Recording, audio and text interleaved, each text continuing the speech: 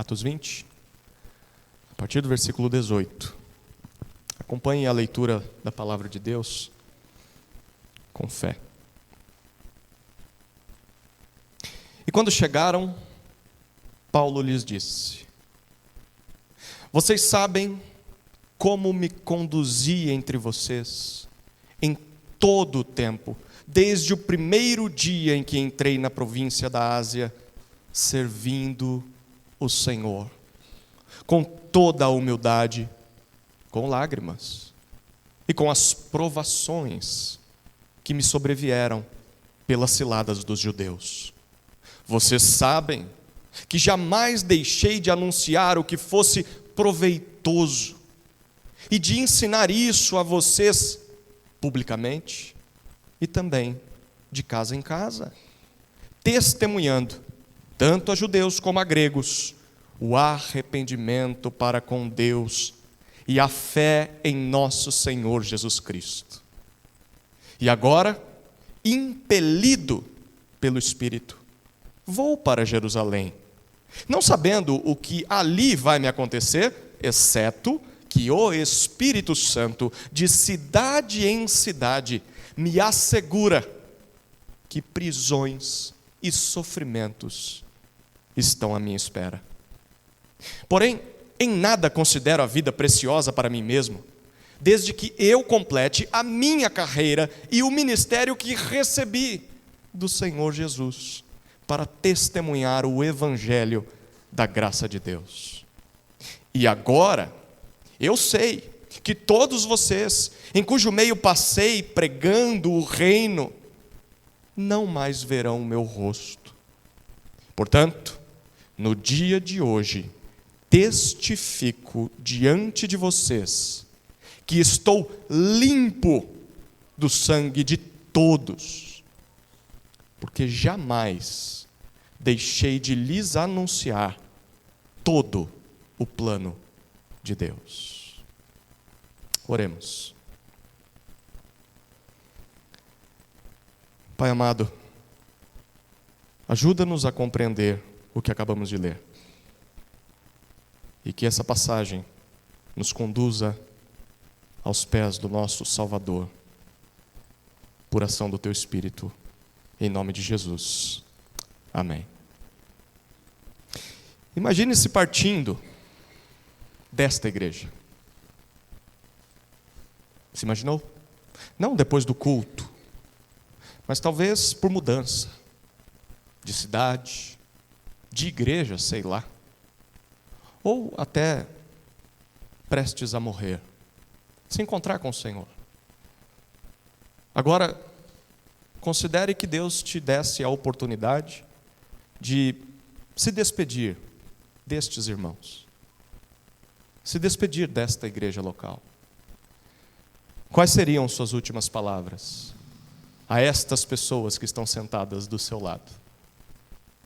O que estaria presente em seu discurso? Sabia que Paulo teve uma possibilidade semelhante? Esse texto narra isso. Paulo ficou quase 3 anos em Éfeso.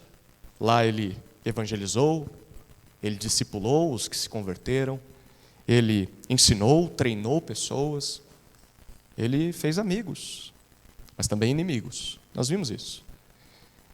Então Paulo partiu para a Europa. E ele tinha 2 propósitos ao fazer isso. O começo do capítulo 20 nos mostrou isso. Ele queria fortalecer os discípulos das igrejas na Europa, ali na Macedônia, Filipos, Tessalônica, Bereia. Depois desceu até a Grécia, fortalecer os discípulos em Corinto. Mas ele também tinha um segundo propósito, que era receber as ofertas dessas igrejas. Ofertas que seriam enviadas a Jerusalém para socorrer os necessitados lá. É por isso que Paulo, seguindo viagem rumo a Jerusalém, quando chega perto de Éfeso, mais ou menos 1 ano depois de ter saído, Paulo prefere não aportar na cidade, que era o caminho normal de quem estava indo a Jerusalém. E o motivo é que Paulo não queria se demorar ali. Jerusalém o aguardava, queria chegar lá antes da festa de Pentecostes. Então, Paulo aporta em Mileto, uma cidade cerca de 50, 60 quilômetros de distância de Éfeso, e manda um recado para os presbíteros da igreja em Éfeso, os pastores, os líderes daquela igreja: venham se encontrar comigo. Eles se deslocam até Mileto, e o texto que nós lemos é o que Paulo diz a eles nesta ocasião. O que Paulo tem a dizer a estes homens? Por que não mandar uma carta? A mesma pessoa que levou o recado poderia ter levado a carta. O que é tão importante assim que precisa ser dito face a face, olho no olho? A resposta é que, lendo o texto, nós descobrimos que essa conversa trata-se de uma despedida. Não é uma reunião pública, não é algo que todo mundo sabia, mas provavelmente Lucas, o autor do livro, está presenciando a cena e nos conta porque é importante. É importante para a igreja de Jesus saber o tom dessa despedida. O que o grande apóstolo Paulo disse aos pastores da igreja em Éfeso, quando estava se despedindo deles. Paulo acreditava, sim, que essa era a última oportunidade que os veria. Aqueles homens, ele evangelizou, ele discipulou, ele treinou, ele os colocou como líderes em Éfeso. O que é que Paulo disse a eles? O que estava presente em seu discurso de despedida? E como a gente pode aprender com tudo isso, sendo líderes ou não? É o que nós vamos começar a descobrir hoje, a partir do versículo 18 até o 27. Na verdade, essa é a primeira parte do discurso de Paulo. O discurso vai até o versículo 35, mas a gente vai olhar só o primeiro trecho hoje, e semana que vem, se Deus permitir, o segundo trecho. Aqui a gente vê um testemunho de Paulo, um testemunho do seu ministério entre os efésios. Essa palavrinha, testemunho, a raiz dela aparece 4 vezes nesse texto. Versículo 21, versículo 23, versículo 24 e versículo 26. Por que Paulo faz um testemunho do seu ministério? É bem possível que durante aquele 1 ano que ele saiu da igreja em Éfeso, alguns opositores do evangelho, você lembra que todo canto que ele vai tem esse tipo de gente. Em Éfeso não era diferente. Provavelmente judeus descrentes se introduzem na igreja e de dentro da igreja atacam a imagem de Paulo. Porque se eles atacassem a imagem de Paulo, também colocariam em descrédito a mensagem de Paulo. Eles são contrários ao evangelho. E é bem possível que estivessem denegrindo a imagem de Paulo. Então, esse discurso é uma defesa em favor do ministério de Paulo em Éfeso. Ele foi um fiel ministro de Cristo, o que naturalmente se torna um modelo, um exemplo a ser seguido por todo servo e toda serva do Senhor ao longo da história. Diante disso, qual deveria ser o nosso testemunho? Qual deveria ser o nosso discurso de despedida como servo do Senhor, como serva do Senhor, àqueles com quem nós convivemos por tanto tempo? Aquela igreja, ou esta igreja, a qual você serviu, com a qual você congregou, por todos os anos em que foi ou é membro dessa igreja. O que um servo do Senhor deveria fazer ao longo da sua vida, para chegar ao final dela, ou na sua despedida, e dar um bom testemunho? Então eu volto a fazer aquela pergunta do início. Se hoje fosse a sua despedida dessa igreja, seja por mudança, seja por morte, que testemunho você daria a estes irmãos que estão ao seu redor hoje? A gente não sabe qual é o nosso último dia, não é verdade? Tem gente que nem gosta de falar disso, mas a Bíblia, ela é bem realista e ela diz que podemos morrer ainda hoje. Bom, se nós não sabemos qual será o nosso último dia, quem sabe então não possamos construir esse discurso de despedida junto com Paulo. Aprender com Paulo. O que foi que Paulo disse? O que é que nós poderíamos dizer, ou deveríamos poder dizer, em um discurso de despedida? São 4 testemunhos de Paulo. 4 testemunhos. Quantos? 4. 4 testemunhos de um verdadeiro servo do Senhor. Primeiro, sobre a sua conduta, versículos 18 e 19. Segundo, sobre a sua pregação, versículos 20 e 21. Terceiro, sobre o seu sofrimento, ou a sua missão. E quarto, sobre a sua consciência. Sobre a missão, versículos 22 a 24, consciência, 25 a 27. Então vamos aos pouquinhos, nós vamos olhar para o primeiro agora. Primeiro testemunho de um verdadeiro servo do Senhor é sobre a sua conduta. Olhe novamente os versículos 18 e 19.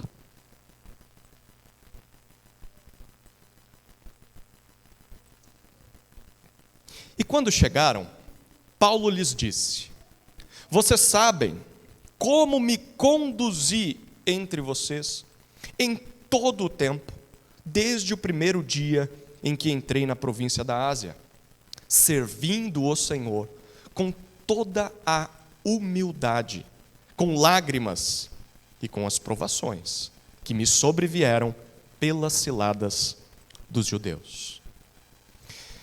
Enfim, os presbíteros de Éfeso chegam até Mileto, se encontrar com Paulo. Nós falaremos mais sobre os presbíteros, quem são, o que faziam, o que comem, onde vivem. Nós falaremos sobre isso na semana que vem. Mas, por enquanto, veremos o que Paulo diz a eles nessa introdução. Eles chegam e Paulo começa o seu discurso dizendo no versículo 18: vocês sabem como me conduzi, como me portei, como vivi entre vocês. O que essa expressão de Paulo significa?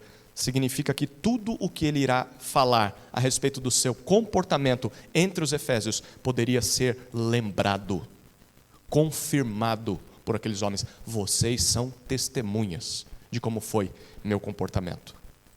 Perceba, o bom procedimento de Paulo não era algo simplesmente subjetivo, não era abstrato, não era imaginário, algo que estava apenas na cabeça dele. Ele olhava no espelho e dizia: eu sou um excelente crente. Ninguém reparava, mas ele achava que era. Não era assim. O bom comportamento de Paulo podia ser observado, podia ser percebido pelos outros. Hoje em dia, há muitas pessoas que dizem ter bom comportamento. Muitas pessoas que talvez imaginam que são exemplares, mas na prática são como demônios, terríveis. O comportamento de um péssimo cristão não deveria ser assim, queridos. Alguém com boa conduta vai ter o seu bom testemunho percebido. As pessoas poderão dizer: sim, eu sei. Sim, eu sei como você se comportou. Bom, como foi a conduta de Paulo entre os efésios? No versículo 18 ainda, ele apresenta duas marcas dessa conduta. Primeiro, ele diz: em todo o tempo. Não só quando eu estava sendo observado em público, mas também como um hábito de vida. Se você me espiasse enquanto eu fazia minhas tendas, veria que era o mesmo comportamento de quando eu estava em público pregando a palavra. Mas ele continua e diz a segunda marca da sua conduta: desde o primeiro dia em que entrei na província da Ásia, desde o começo. Não foi só no meio ou perto do final que eu melhorei, para que vocês tivessem uma boa imagem de quem eu era. Não, desde o começo. Desde o primeiro dia, antes mesmo de vocês me conhecerem, o meu comportamento já era assim. Queridos, se nós quisermos ter um bom testemunho da nossa conduta, temos de nos esforçarmos para sermos exemplares, não só quando estão nos vendo, não só quando é dia de culto, como se fosse para agradar homens, mas em todo o tempo, para agradar a Deus. Deveríamos nos dedicar a ter essa preocupação desde o começo, desde o início da jornada. Começar bem, mas também terminar bem, porque todo o processo é importante. E Paulo diz: era desde o primeiro dia. Eu já entrei na cidade, velando ou zelando pela minha conduta, pelo meu bom testemunho. Bom, o que de fato Paulo fez durante esses 3 anos? Ele apresenta no versículo 19. Ele passou todo esse tempo servindo o Senhor. É a expressão que ele usa. Obviamente está falando de Jesus, o Senhor Jesus. Para se referir a esse serviço, essa palavrinha que Paulo apresenta e é traduzida como servir ao Senhor, ele utiliza um termo grego que identificava um escravo comum daquela época. É a palavra doulos. Talvez você já ouviu falar, ou doulos, né? Essa palavrinha identificava alguém da mais baixa categoria na época. O escravo lá embaixo na pirâmide do serviço. Alguém que não tinha vontade própria, não. O doulos, o escravo, o servo, ele vivia só para agradar o Senhor, o seu Senhor. Você já parou para pensar mais a fundo sobre isso? Tente imaginar o que te passa na mente quando você pensa no apóstolo Paulo. O grande apóstolo Paulo. Curioso porque Paulo é diminutivo, assim, é o pequenininho, o significado do nome, mas a gente imagina uma pessoa grande em importância. Pensa em o apóstolo Paulo. O maior missionário, o maior líder, o maior pastor, o maior teólogo, o maior mestre que a igreja já produziu. Esse homem se via e agia como um doulos, um escravo, um servo de Jesus, do mais baixo de todos. Paulo não se via como um voluntário, queridos. Paulo não se via como um colaborador de Jesus. As pessoas têm mudado as palavras hoje em dia para soar menos ofensivas. Paulo não se preocupava com isso. Eu sou escravo, isso mesmo, escravo de Jesus. E é assim que nós devemos nos ver, queridos. É assim que devemos agir. No serviço ao Senhor não há voluntários. No serviço ao Senhor não há colaboradores. É claro que nós devemos ser voluntariosos. É claro que devemos colaborar com a obra de Deus. Mas a nossa identidade não é isso. A nossa identidade é escravo, servo, serva de Cristo. Se há alguém que merece ser agradado, é Ele. Se há alguém por quem vivemos, é a Ele. Como você é? Como servo, como serva. Bom, Paulo diz que serviu ao Senhor todo esse tempo. Mas o versículo 19 continua e diz que não foi tranquilo esse período. Olhe as 3 características desse serviço apresentadas por Paulo. Ele diz, passei aí servindo ao Senhor com, em primeiro lugar, toda humildade. Segundo, com lágrimas, com choro. Terceiro, com provações. O que foi que produziu essas coisas? Ele diz, tudo isso me sobreveio por causa das ciladas, das conspirações dos judeus, aqueles que se recusavam a crer que Jesus era o Messias. Foi assim que Paulo serviu ao Senhor em Éfeso, em alerta, fugindo o tempo todo dos planos malignos dos judeus que queriam matá-lo. E o que essas coisas produziram em Paulo?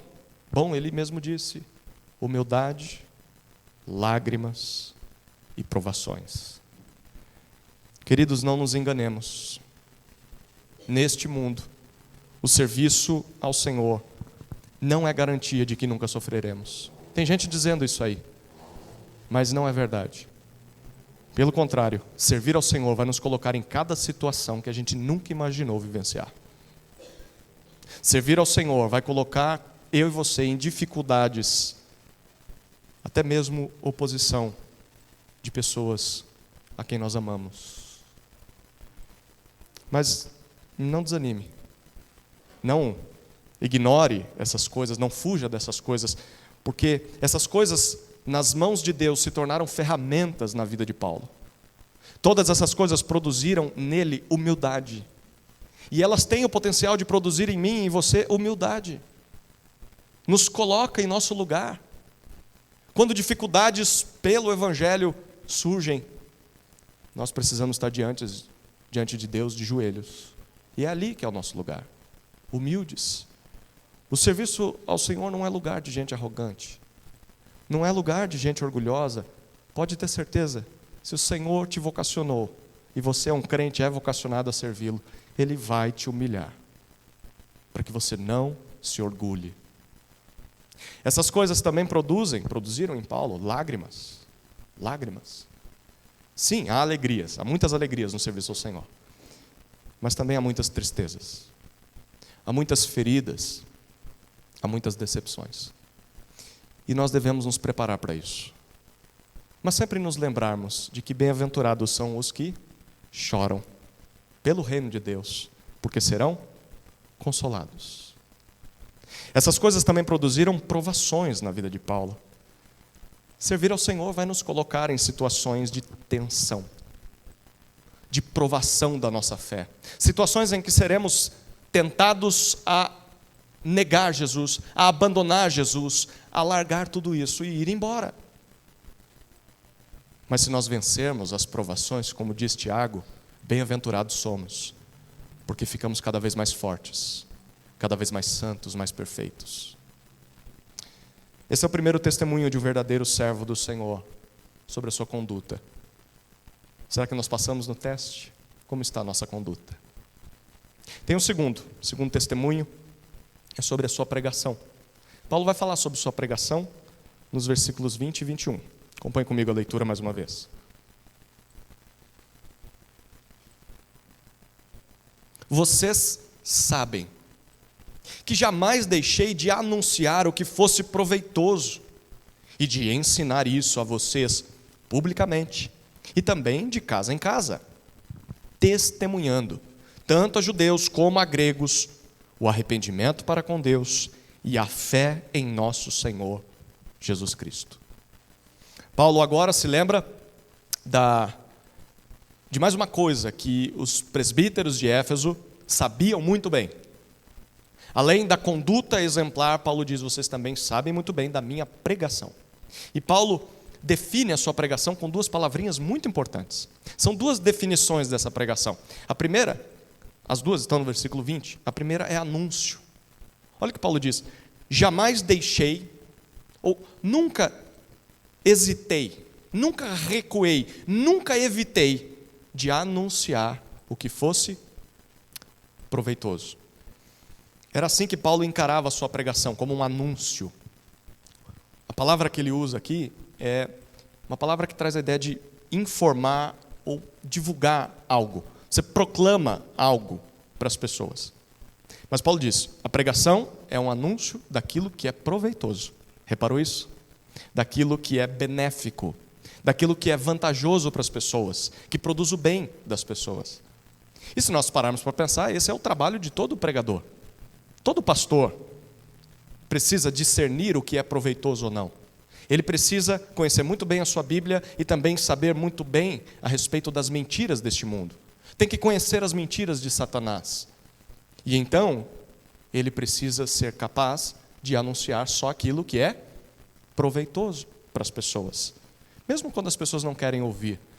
Paulo fala sobre isso na sua segunda carta a Timóteo. Então a pregação, queridos, não é um bom conselho. Ela pode ter bons conselhos, mas ela não é só isso. A pregação não é algo aberto à discussão, como é uma aula de escola bíblica. Foi criação humana, tá?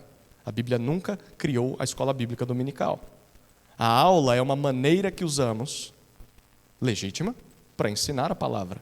Ali você pode levantar a mão, você pode discordar, você pode dar a sua opinião. Isso está num ambiente de aula. A pregação não está aberta à discussão. A pregação é um recado, é um anúncio autoritativo vindo da parte de Deus por meio do pregador. E quando Deus fala, o que o ser humano faz? Ele se cala. Quando Deus fala, não há réplica, não há questionamento. O púlpito, queridos, não é lugar de show de piadas.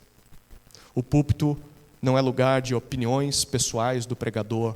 O púlpito não é lugar de histórias, de experiências do pregador. A pregação é um sério anúncio da parte de Deus aos homens. E Paulo via a sua pregação assim. É por isso que o pregador deve conhecer muito bem a sua Bíblia. Ele tem que saber o que ela diz e dizer apenas o que ela diz. Quanto mais o pregador conhecer a Bíblia, menos brecha dará para que as pessoas discordem da pregação. Para que as pessoas talvez duvidem do que ele diz. Sei não, isso não parece ser verdadeiro. Se ele está dizendo o que está no texto bíblico, a briga não é com o pregador, a briga é com Deus. Por isso esse é o trabalho dele, porque a fonte é a Bíblia. E diante de tudo isso, como bons ouvintes, nós deveríamos desejar ouvir o que é proveitoso. Deveria ser nosso desejo. Sim, eu quero o que é proveitoso. E isso passa por rejeitarmos o que é lixo. Lixo teológico. A internet está cheia de lixo teológico. As livrarias estão cheias de lixo teológico, enfeitados como boa doutrina. Deveríamos rejeitar coisas rasas, coisas frágeis, aquela teologia adocicada, sabe? Que é para cativar você, mas não alimenta, não é profunda, não é bíblica, é inútil. Nós devemos querer alimento sólido. Eu quero Bíblia, me dá Bíblia, cada vez mais Bíblia, é isso que eu preciso. Então, dar atenção quando essas coisas são ditas, porque a pregação é um anúncio. Mas, em segundo lugar, Paulo diz, a minha pregação entre vocês também foi um ensino. Ele diz, jamais deixei de ensinar isso, o que fosse proveitoso a vocês. Ensino vem da palavra grega didasco, de onde nós tiramos didático. Ensino é aquilo que um professor faz, promover instrução formal a um aluno. Se por um lado a pregação é um anúncio, como um rei falando aos seus súditos, a pregação também é um ensino, como um professor que instrui, que conduz o aluno a compreender a matéria e a aplicar a matéria. Todo pastor, todo pregador é um professor, queridos. Não dá para separar a pregação do ensino. O ensino está na pregação e ele faz parte da pregação. E como todo bom professor, o pregador precisa conhecer muito bem a matéria. Tem que conhecer muito bem a Escritura, para não falar bobagem, mas ele também tem que conhecer muito bem os seus ouvintes. Você que é professor, não é assim? Você tem que estudar como o seu aluno aprende. Porque senão você fala, e depois no final do ano diz, mas eu ensinei isso, e ele não entendeu nada, porque você não aprendeu como ele aprende. Tem que descobrir isso, para então ensiná-lo. Todo pregador precisa aprender como seus ouvintes ouvem, para que eles te ouçam. E se todo pastor, se todo pregador é um professor, o que todo cristão é? Se tem um professor, tem o quê? Alunos, aprendizes, discípulos, que devem dar ouvidos à instrução e colocar isso em prática. Se temos diante de nós alguns professores, mestres, que pregam a palavra de Deus, que ensinam a palavra de Deus a nós, devemos dar atenção e praticar. Porque senão, vai ser só um monte de informação na nossa cabeça e que não vai levar à transformação de vida. Você vai ser aquele cérebro sobre um palito. Um grande cérebro, mas que não tem vida, não tem prática, não tem transformação. Bom, onde Paulo pregou aqueles homens? Onde ele anunciou e ensinou? No versículo 20 ele ainda diz, em dois contextos. Qual que é o primeiro? O que diz o texto? Publicamente, não é isso? O que em Éfeso significava que ele pregou lá na sinagoga, lembra disso? 3 meses, depois foi expulso, aí ele vai para a escola de Tirano. E lá ensina por 2 anos, e nessas ocasiões Paulo anunciava e ensinava todo tipo de gente. Quem aparecesse lá, ele ensinava. Gente que vinha das regiões, você tinha crente, você tinha não crente, você tinha gente que queria crer e queria aprender do Evangelho. Paulo ensinou essas pessoas publicamente. É bem possível que fosse uma pregação tanto evangelística para os não crentes, quanto também uma pregação doutrinária para ensinar e treinar os crentes que estavam ali. Mas não dava para ser uma coisa mais detalhada, assim, mais particular. É por isso que ele diz, eu também ensinei e anunciei particularmente. Como ele diz aí, publicamente e de casa em casa. Além do ambiente público, Paulo anunciava e ensinava cada crente em específico, cada grupo menor, olho no olho, dentro dos lares. A igreja naquela época se reunia nos lares, e é nesse ambiente que provavelmente os crentes poderiam tirar suas dúvidas, levantar a mão. Paulo, eu não entendi aquilo que você disse lá na escola, poderia explicar melhor aqui. Paulo, eu estou com um problema na minha casa, eu estou com um problema no meu casamento, como a gente resolve isso? E então ali Paulo poderia exortar pessoalmente as pessoas, aconselhá-las, ele poderia discipular, treinar pessoas pessoalmente. Sabe o que isso significa, queridos?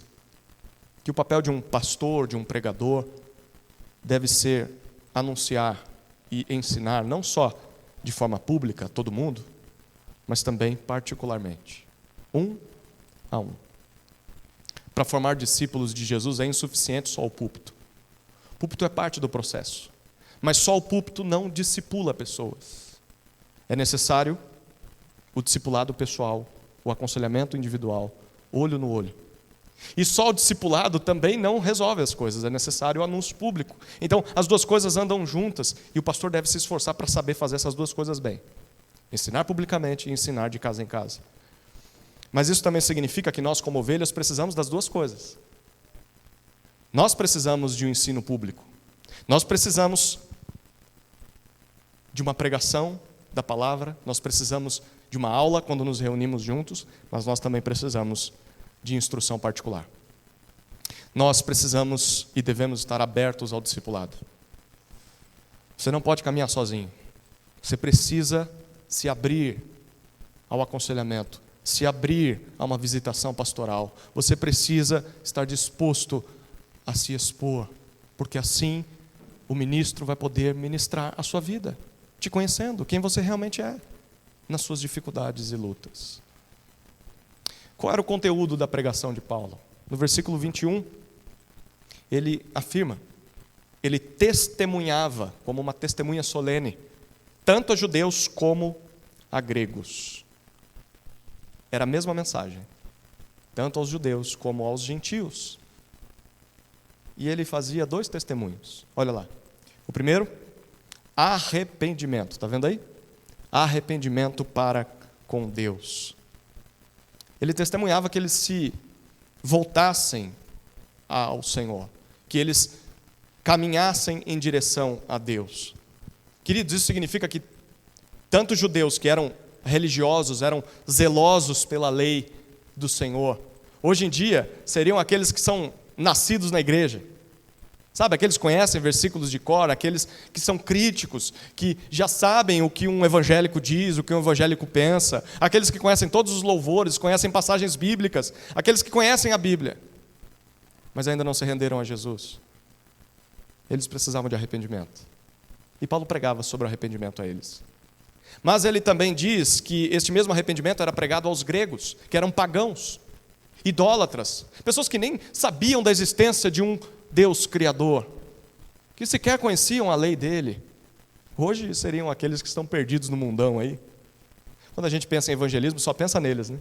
Eles precisam se arrepender, eles precisam se voltar para Deus. Mas Paulo também falava isso para os judeus. Paulo também falaria isso para mim e para você. Ratos de igreja, você também precisa se arrepender. Tanto o judeu quanto o grego estavam de costas para Deus e precisavam se voltar para Ele. E isso é verdade para qualquer um hoje, queridos. Seja pessoa religiosa ou não, seja pessoa pobre ou rica, seja ela parecida com você, seja ela diferente de você, sem arrependimento não há salvação. Mas tem um segundo testemunho que Paulo fazia a todos. E o versículo 21 diz: a fé em nosso Senhor Jesus Cristo. Tanto judeus quanto gregos, religiosos e pagãos, após se arrependerem, Paulo diz, vocês precisam crer em Jesus. Só em Jesus a verdadeira salvação. Queridos, Deus não oferece um outro caminho, dependendo da pessoa. Tipo assim, para aquele ali é arrependimento e fé em Jesus, mas para você, basta simplesmente vir à igreja que está tudo certo. Não tem outro caminho. Não existe outro caminho. Vou tentar ser bom, quem sabe no final Deus deixa eu passar lá no juízo. Não. Não é ser generoso, não é ser caridoso, não é seguir talvez outra religião, outras doutrinas. Só a fé em Jesus salva. Só a fé em Jesus salva. E era isso que Paulo pregava e é isso que nós devemos ouvir e crer. Se nós queremos ser salvos, devemos ouvir arrependimento e fé. Devemos nos arrepender e devemos crer em Jesus. E é isso que nós devemos pregar também. Se nós quisermos que as outras pessoas sejam salvas, precisamos chamá-las ao arrependimento e à fé. Que o nosso púlpito e o nosso discipulado transborde essas coisas, para que pessoas sejam salvas, queridos. Esse é o segundo testemunho de um verdadeiro servo do Senhor, a sua pregação. Tem um terceiro. São quantos, você lembra? 4. Estamos no terceiro. Para quem já é esperto, passamos da metade da mensagem. Terceiro testemunho de um verdadeiro servo do Senhor é a sua missão. Sobre a sua missão. Olha os versículos 22 até 24.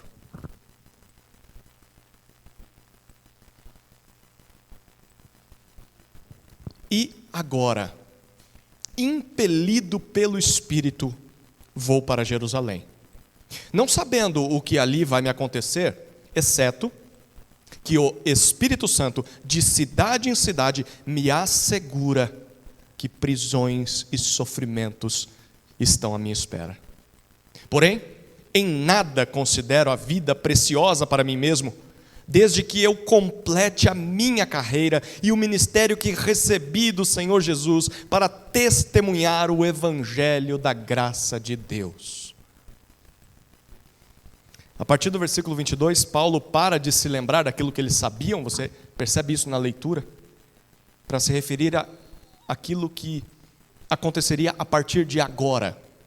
Ele diz, e agora, no futuro, a partir de hoje, o que vai acontecer com o seu futuro, Paulo? Ele diz no versículo 22, impelido pelo Espírito vou para Jerusalém. A palavrinha impelido significa constrangido, compelido, empurrado, arrastado pelo Espírito. Essa frase é muito forte. O que Paulo está dizendo aqui é que aquela vontade que ele manifestou lá no capítulo 19, versículo 21, de ir para Jerusalém, na verdade foi despertada pelo Espírito Santo. E foi inflamada pelo Espírito Santo. Sabe o que isso tem a ver comigo e com você? Que o Espírito Santo, queridos, não é uma força, não. O Espírito Santo não é um poder simplesmente que você controla. O Espírito Santo não é uma coisa subjetiva. O Espírito Santo tem vontade própria. O Espírito Santo tem a vontade de Deus. E onde nós conhecemos a vontade de Deus? Na Escritura. O Espírito Santo tem vontade própria e ele produz desejo no coração dos seus servos e ele impele os seus servos a servi-lo, a cumprir a vontade de Deus. Portanto, talvez você é alguém que tem, ao longo dos domingos, ouvindo a pregação do livro de Atos, é alguém que tem sentido um despertar no seu coração, um empurrão no seu coração de obedecer à Escritura, mas você tem resistido, você tem sido igual Paulo, teimoso, assim o seu coração está duro, você não cede. Olhe para esse texto e veja o testemunho de Paulo, renda-se ao Espírito Santo, renda-se, essa não é uma briga que dá para ganhar, nem vale a pena tentar, ele vai no final das contas fazer a vontade dele. Esse empurrão é o Espírito Santo, querido, te empurrando, te impelindo para cumprir a vontade de Deus. Não ignore, se submeta. Bom, Paulo diz, eu sei que o meu desejo de ir para Jerusalém é o Espírito que está produzindo. Mas no final do versículo 22 ele diz, eu não sei ao certo o que vai acontecer em Jerusalém, mas tem uma exceção, versículo 23. A não ser aquilo que o Espírito Santo já me assegurou. O Espírito me garante que de cidade em cidade, por todo lugar onde eu passo, eu posso esperar prisões e sofrimentos. Prisões e sofrimentos. Como é que o Espírito Santo dava essa mensagem para Paulo? A gente não sabe. Se foi por profecia, se era uma revelação que ele teve, se simplesmente era uma convicção interior, não dá para saber. Mas Paulo garante, servir a Jesus é certeza de dificuldades. Isso o Espírito Santo deixa muito claro para mim. Mas ele disse aos coríntios que essas dificuldades eram para o bem deles. Ele fala na sua primeira carta, na sua segunda carta, capítulo 1, versículo 6, se somos atribulados é para o consolo e salvação de vocês. Então assim, os sofrimentos de Paulo por Cristo acabavam abençoando os coríntios e todos nós. Hoje nós temos as cartas de Paulo, nós temos os sermões de Paulo no livro de Atos, nós temos o exemplo dele. Então assim, que bom que Paulo sofreu, porque nós crescemos com os sofrimentos dele. E ele dizia isso. Para mim é motivo de gratidão a Deus que os meus sofrimentos sirvam para salvar e encorajar vocês. Bom, você se lembra de todos os sofrimentos de Paulo? Se lembra? Ele faz questão de citar aos coríntios quando está escrevendo sua segunda carta, porque ele quer comprovar que ele é apóstolo de Jesus, porque estavam questionando isso. Aí ele diz, esses super apóstolos aí, o que eles sofreram por Jesus? Nada, eles só querem se alimentar e enriquecer às custas de vocês. Aí na sua segunda carta, lá no capítulo 11, queria que você olhasse rapidamente, olha a lista de sofrimentos que o apóstolo Paulo coloca aqui. 2 aos Coríntios, capítulo 11.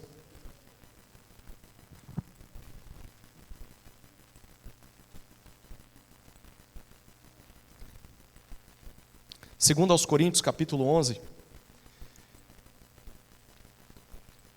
a partir do versículo 23. Ele está se comparando com aqueles falsos apóstolos. E aí ele diz, a partir do versículo 23, são ministros de Cristo? E aí ele continua, falando como se estivesse fora de mim. Afirmo que sou ainda mais. Aí, olha lá, a partir do versículo 23, na metade, ele diz, em trabalhos, muito mais.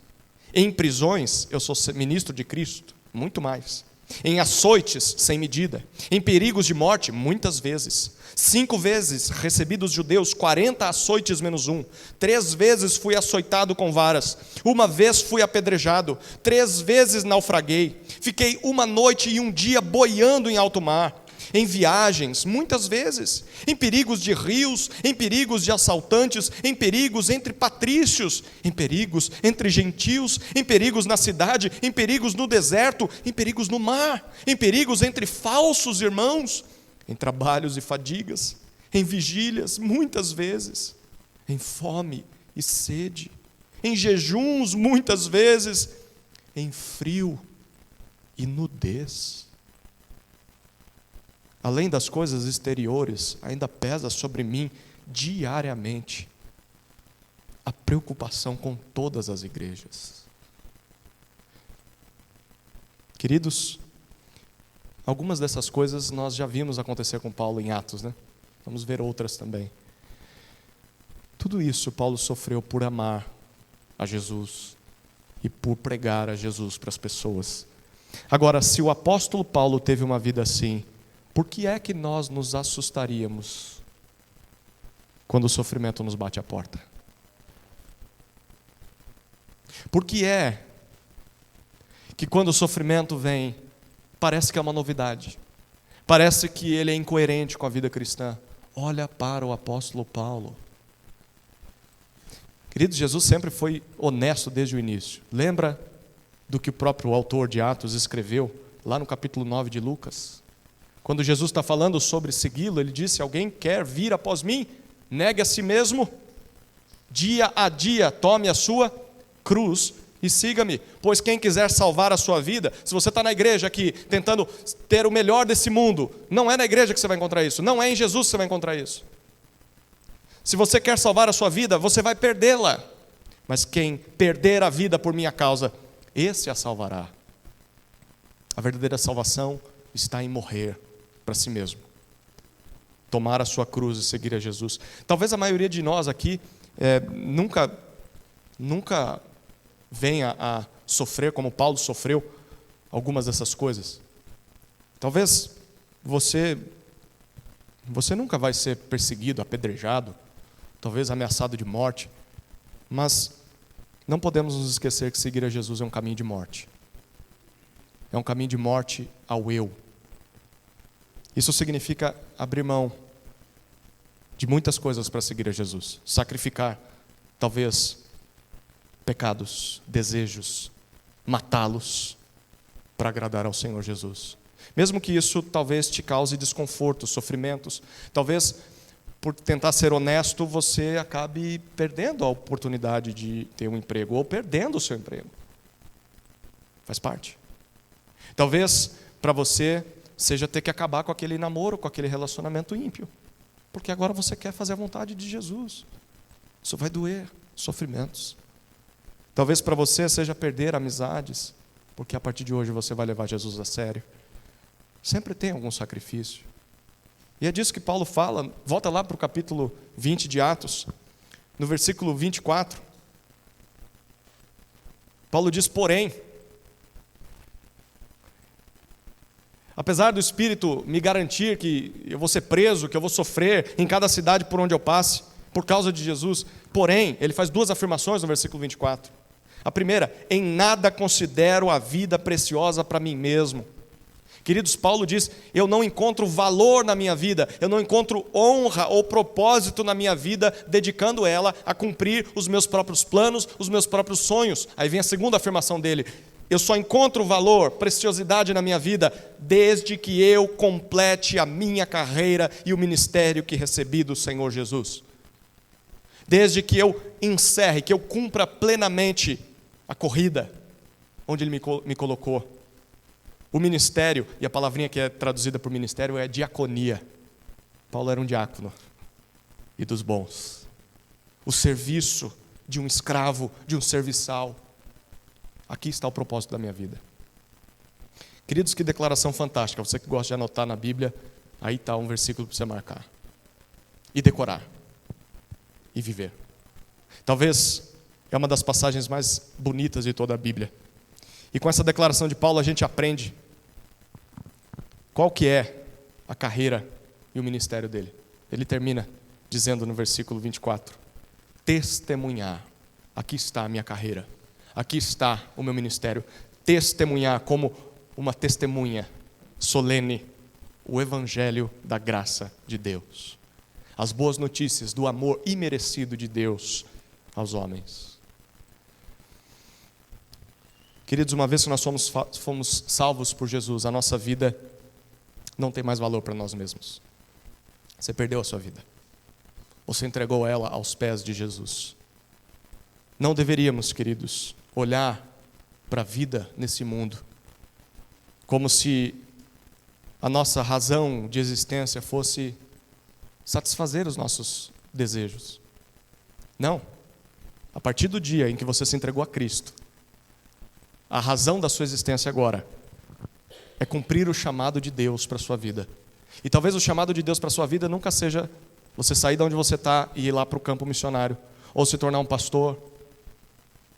Talvez o chamado de Deus para a sua vida é exatamente o que você faz hoje. Ser um professor, ser uma mãe, ser um médico, um metalúrgico, uma diarista. Deus quer que você cumpra a vontade dele aí onde você está. Nós não deveríamos apenas viver em função de sobreviver nesse mundo. Muitas vezes parece que é isso que a gente faz. Preciso pôr comida na mesa. Eu preciso estar bem, tendo saúde é o que importa, não é? Não é só isso, não. Não é só isso. Não é só conquistar sonho, meta. Mas o propósito maior da nossa vida deveria ser cumprir a carreira e o ministério que recebemos de Jesus. Você sabe qual é a sua carreira? Qual é o seu ministério? Qual é a corrida em que Jesus te colocou? Qual é a diaconia em que Jesus te colocou? Ele certamente colocou você em algum lugar para testemunhar de Jesus ao mundo. É isso que as testemunhas de Jesus fazem. Você tem feito isso na sua casa, com seus filhos, com seu cônjuge? Tem feito isso com seus amigos, colegas de trabalho? Tem feito isso com a sua vida, na corrida, no ministério que Jesus te deu? Bom, Paulo podia dizer, sim, esse é meu terceiro testemunho, a minha missão. Sim, eu cumpri minha missão, tenho cumprido até hoje. E nós, queridos? Bom, chegamos ao quarto testemunho de um verdadeiro servo do Senhor. É sobre a sua consciência. Sua consciência. Olha os versículos 25 até 27. E agora, eu sei que todos vocês, em cujo meio passei pregando o reino, não mais verão o meu rosto. Portanto, no dia de hoje, testifico diante de vocês que estou limpo do sangue de todos, porque jamais deixei de lhes anunciar todo o plano de Deus. Mais uma vez, no versículo 25, Paulo aponta para o futuro, e agora eu sei que todos vocês não mais verão o meu rosto. Àquela altura, Paulo realmente acreditava que nunca mais veria aqueles presbíteros novamente. A gente não sabe se no futuro, depois que o livro de Atos termina, se ele realmente conseguiu passar lá e revê-los, a gente não sabe. Mas nesse momento, ele não tinha planos de voltar por lá. Os planos de Paulo, ele já disse: eu quero ir até Jerusalém, levar oferta para a turma lá. Depois de lá eu vou para Roma, vou encontrar os irmãos de Roma, foi isso que ele escreveu a eles. E ali eu espero ser enviado para a Espanha. E é bem possível que Paulo estivesse pensando: eu vou terminar os meus dias pregando o evangelho nos confins da terra. Eu não volto mais para Jerusalém, eu não volto mais para a região da Ásia, eu não volto mais para Éfeso. É isso que eu vou fazer da minha vida. Bom, isso é o que Paulo queria, né? O que Deus planejou eram outras coisas, a gente vai ver até o final do livro. Mas repare no detalhe do versículo 25. O que Paulo fez ao passar todo aquele tempo em meio àqueles homens? Ele diz: eu passei por entre vocês pregando o reino.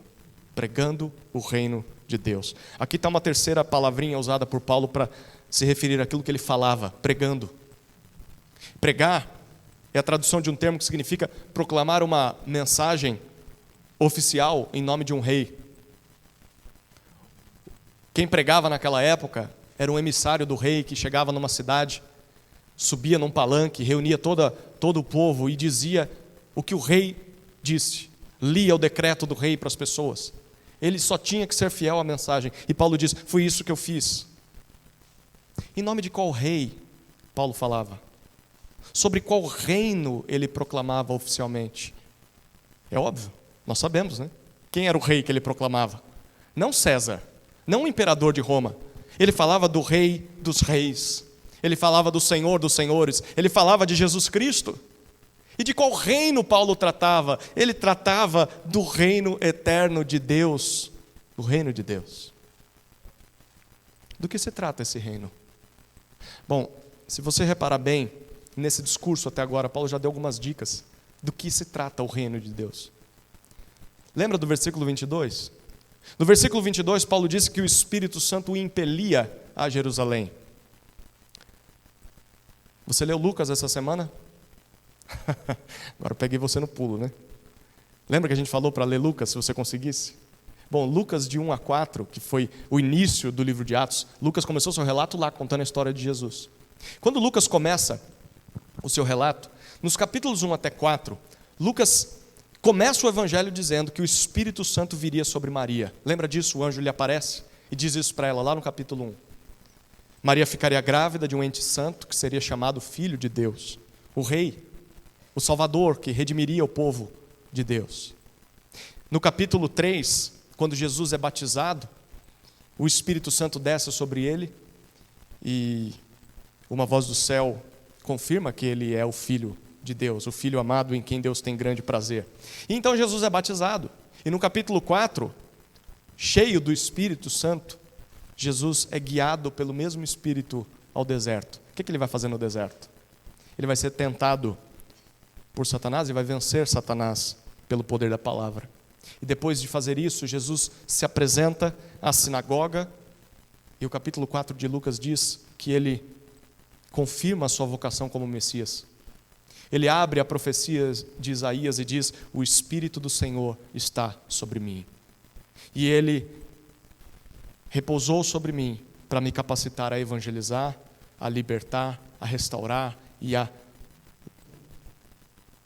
socorrer, libertar pessoas e proclamar o ano aceitável do Senhor. O Espírito do Senhor está sobre mim para inaugurar o reino de Deus. Essa foi a primeira dica de Paulo, o Espírito impelindo. Ele já impeliu Jesus.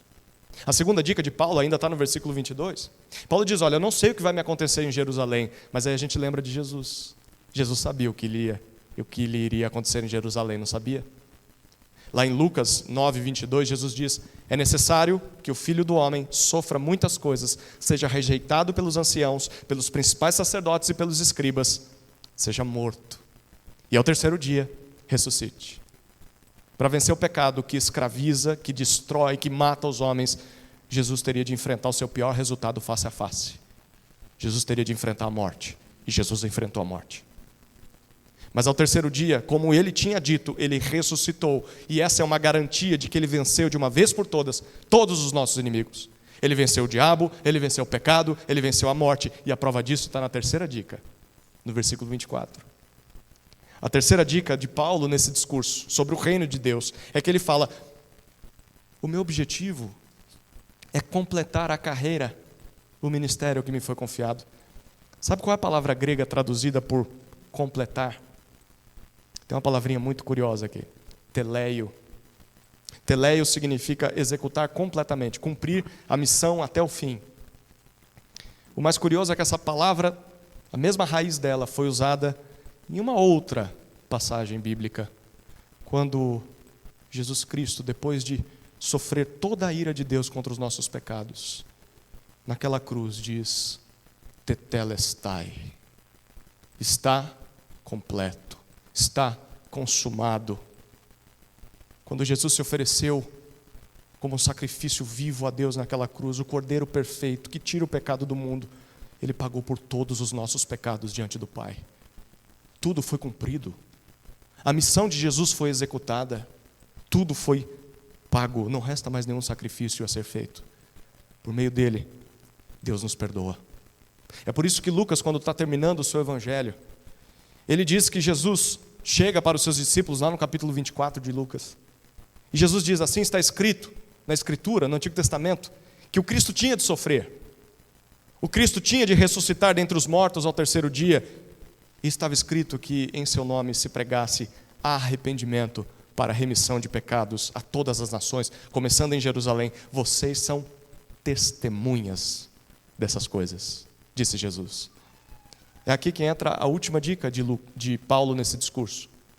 No versículo 21, Paulo disse que testemunhava a judeus e a gregos o arrependimento para com Deus e a fé no Senhor Jesus Cristo. Queridos, com a encarnação, a vida, a morte, a ressurreição, a ascensão de Jesus, o reino de Deus começou.